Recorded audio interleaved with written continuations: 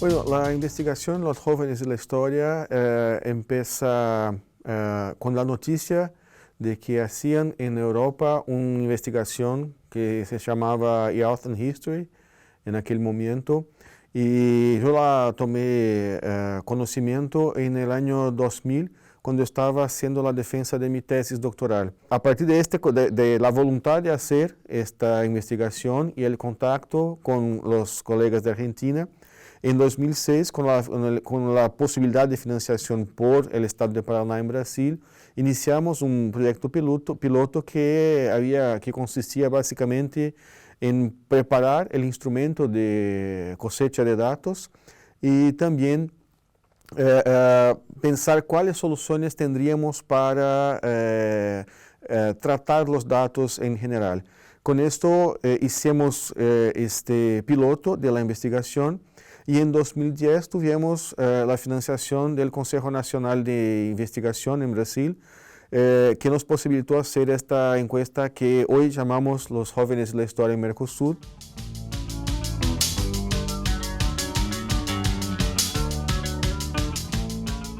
Bueno, los primeros pasos de la investigación necesariamente tenían que ver con la traducción del cuestionario de alumnos y de profesores. Y no era solamente una traducción de la versión que teníamos, que era el portugués de Portugal, que es bastante distinto del portugués de Brasil, y también de este portugués de Portugal o Brasil pasarlo al español.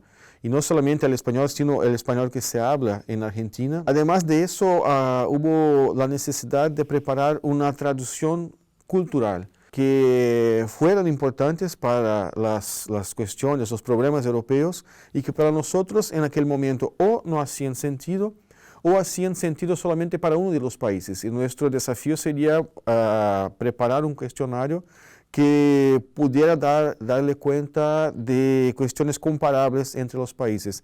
Y después la cuestión sería, ¿cómo tomar tantas encuestas? Llegamos a más de 4.000 encuestas de alumnos y cómo convertir esto en una base de datos en poco tiempo. Y para eso se encontró una solución tecnológica que sería el escaneo de los cuestionarios en papel y la utilización de un software que lograba sacar las informaciones de las marcas que los chicos habían hecho en sus propios cuestionarios. Entonces, con eso se viabilizó la creación de una amplia base de datos, que es una planilla que tiene 700.000 células, cerca de 1 millón de células. Trabajamos con estudiantes de 15 o 16 años, porque es la edad en que en todos los países involucrados han tenido contacto con todas las partes de la historia, porque están terminando o terminaron su educación fundamental. Fueron 4 tipos de escuelas públicas de excelencia, escuelas públicas céntricas, escuelas públicas en las afueras, en las periferias de las ciudades, y escuelas públicas rurales, y además escuelas privadas religiosas, escuelas particulares de un carácter más empresarial y laico, y escuelas particulares alternativas, cooperativas, o que tienen un proyecto distinto, generalmente escuelas más chicas, ¿no?, que tienen un proyecto pedagógico alternativo, distinto.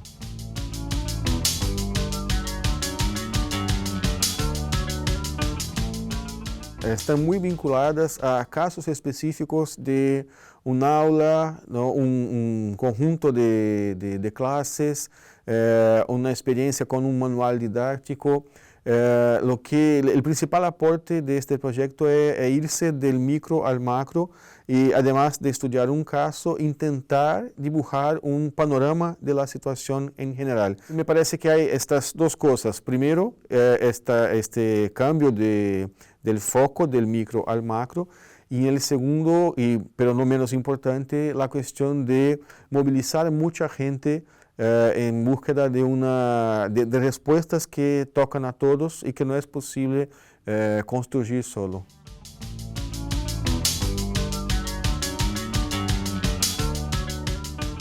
Por ejemplo, la diferencia de comprensión de profesores y estudiantes, que no solo a la enseñanza no corresponde un aprendizaje exactamente igual, como también la visión del proceso de aprendizaje y de enseñanza es distinto para profesores y alumnos. Esta es una cosa así que quedó bastante clara. Cuando preguntamos a profesores y alumnos en qué se concentran los objetivos de las clases de historia, los alumnos tienen la tendencia de percibir esto de manera diferente que los profesores.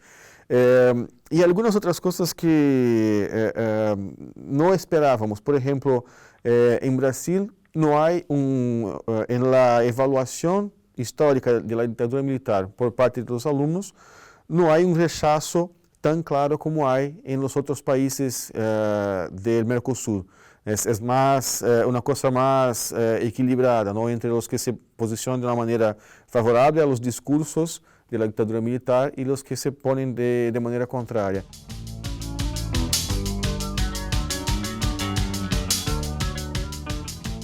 En términos de posibilidades y límites de la investigación, podemos seleccionar tal vez dos posibilidades muy importantes. Una de ellas tiene que ver con esta posibilidad de hacer un panorama, una visión general de la enseñanza, que es una cosa que todo investigador, todo formador de formadores, formador de profesores de historia o de cualquier otra ciencia, se preocupa y tiene una idea de cómo puede ser la situación en cada parte del proceso de enseñanza y aprendizaje. Pero lo que pasa es que no tenemos ninguna certeza ni ninguna idea de la proporción con que las cosas pasan. Tenemos así, desconfiamos de algunas cosas que debe ser así, pero no tenemos exactamente cómo esta situación está. Y esto es una de las posibilidades más interesantes en términos de conocer cómo está la enseñanza de historia, cómo se ponen las cuestiones más importantes para este campo y también cómo está el desarrollo de los objetivos en términos de educación ciudadana que tocan a la enseñanza de historia, ¿no? Cómo está de una manera general el tema de la cultura política. Estamos avanzando en el ideal democrático, hay algún estancamiento en esta perspectiva, pero también en la metodología de la enseñanza, ¿no? Las maneras como se enseña. Estamos avanzando a métodos más activos, estamos estancados en métodos más pasivos. Este tipo de evaluación que permite esta encuesta es una de las posibilidades más interesantes. En términos de límites que tiene esta investigación, se puede destacar más prontamente cómo se hace la muestra. La muestra que tenemos no es una muestra probabilística, que quiere decir, yo no puedo decir que nuestros resultados tienen una representatividad estadística. Aún así, se puede decir que es una muestra y son resultados muy significativos, pero no podemos generalizarlos para más allá del propio grupo de estudiantes. La otra cosa que es importante de destacar como límite de esta investigación es la propia característica de la investigación cuantitativa. Nosotros pasamos a saber qué pasa en distintos campos, pero tenemos serios límites en saber por qué es así. Podemos hacer algún cruce, algún estudio que nos aporte un poco más de luz sobre algunas cuestiones, pero el tema de por qué la realidad es así hay que ser complementado con una investigación cualitativa.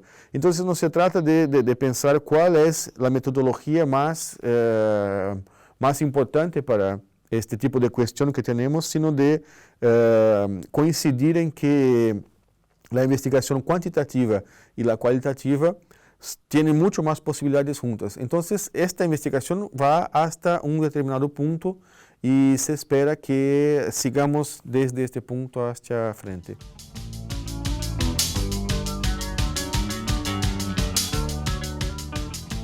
Una investigación como esta que tenemos en escala regional, como primer contribución, se puede decir así, es la propia creación de un equipo internacional de un grupo que no existía antes de esta propuesta, preocupado con las cuestiones de la enseñanza de historia. Y además de eso, este tipo de investigación comparativa en escala regional nos aporta una mirada para dentro del bloque del Mercosur.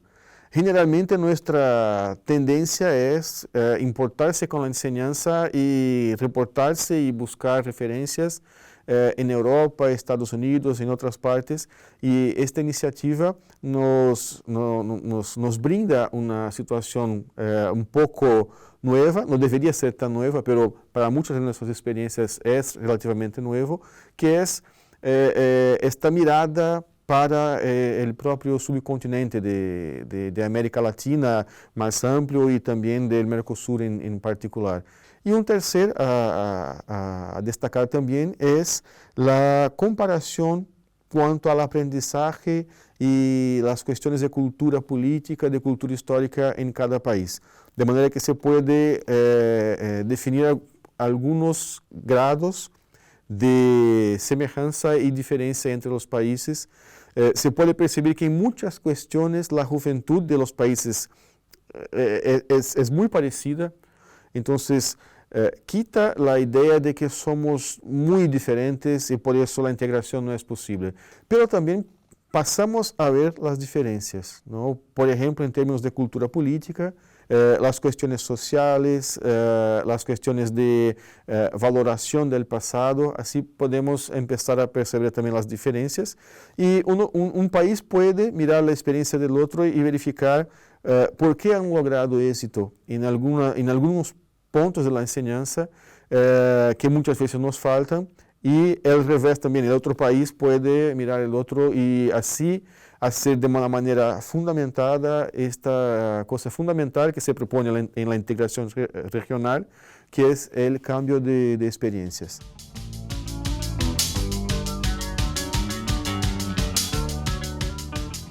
Bueno, con las informaciones y el conocimiento que se ha producido con una investigación así tan ancha, podemos destacar, por ejemplo, que para el campo de la investigación en enseñanza de historia y ciencias sociales, este proyecto aporta seguramente una agenda de investigación. Y este proyecto se propone y puede ofrecer un plan de qué es necesario, qué tiene más urgencia de ser enseñado y qué cosas ya están suficientemente conocidas y no es necesario más insistir en eso y mejor poner nuestras energías en otras partes del campo y cosas que sabemos menos.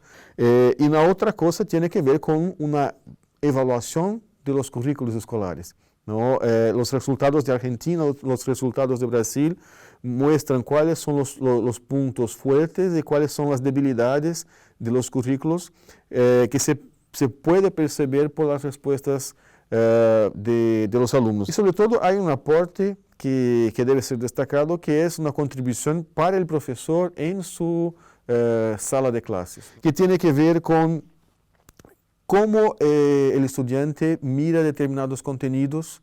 A ver, por ejemplo, en la Edad Media, nosotros verificamos que el discurso de la escuela y de la enseñanza está bastante bien absorbido por el estudiante. Entonces, este es un punto que muestra que la enseñanza viene siendo efectiva, ¿no?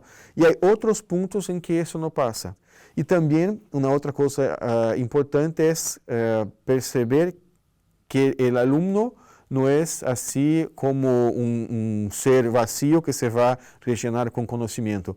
La investigación permite ver más claramente que este estudiante tiene opiniones, tiene conocimientos. Enseñar tiene más que ver con qué negociaciones yo puedo hacer con el conocimiento histórico que el alumno ya tiene, ¿no? Y la investigación permite que el profesor, para preparar sus clases, pueda tener una idea de qué sabe el alumno y qué tendencia general tiene para pensar el aprendizaje y valorar la historia y darle algún sentido.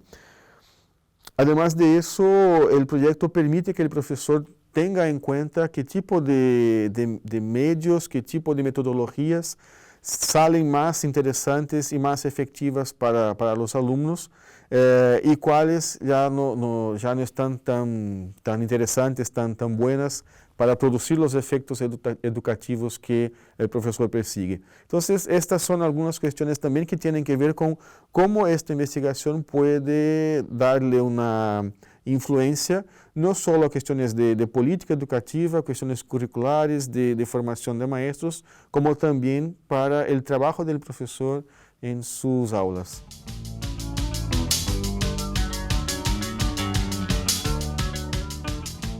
En lo que toca a la formación docente, este proyecto de investigación tiene como tal vez un primer y más importante aporte la propia idea de que lo que piensan los alumnos es algo distinto a lo que imaginamos que piensen y la importancia de tomar en cuenta y seguir investigando qué piensan, cómo aprenden, qué eligen, qué saben los alumnos, es una demanda constante, continua, que hay que tener siempre en cuenta. Entonces, no se trata solamente de hacer uso de estos datos, que el profesor haga uso de estos datos, sino que tenga la claridad de que es necesario seguir investigando. Y eso lo puede hacer incluso en sus propias clases, con la evaluación, con pequeñas encuestas que puede tomar así de manera casi instantánea. Entonces me parece que este es tal vez el principal aporte de la investigación. Es decir, investigamos lo que piensan los estudiantes y nuestra conclusión es, necesitamos seguir investigando lo que piensan los estudiantes. Si consideramos que como profesores de historia no solo enseñamos historia, ¿no?, sino también hacemos la negociación de contenidos, de sentidos, de ideas sobre la historia. Isso é mais enseñanza do que necessariamente passar contenidos. Esta transmissão de contenidos tem a tendência de ser olvidada por el alumno. Pero las cosas que logramos cambiar en lo que los alumnos saben, esto tiene una característica más permanente. Entonces, se trata de buscar eso, de tener esta gana de saber lo que piensan los alumnos, de cómo aprenden, porque la enseñanza tiene la perspectiva de ser más esta negociación de distintas visiones. Es muy importante, y la investigación aporta eso, la perspectiva de que los cuadros mentales, ¿no?, la manera por la cual los alumnos piensan, es bastante distinta de los cuadros con los cuales los profesores piensan la historia. Entonces, si nos ponemos a enseñar solamente considerando la manera que nosotros entendemos la historia, la perspectiva de fracaso está muy presente. Para la formación docente, una investigación como esa tiene este cariz de aportar la preocupación con la diferencia que tiene el alumno como participante de una otra cultura. El hecho es que con la aceleración de la historia, con las cuestiones de los cambios tecnológicos así tan rápidos, pasa que la cultura juvenil cada vez más se va distanciando y diferenciando de la cultura de los alumnos. Y eso incluye la historia.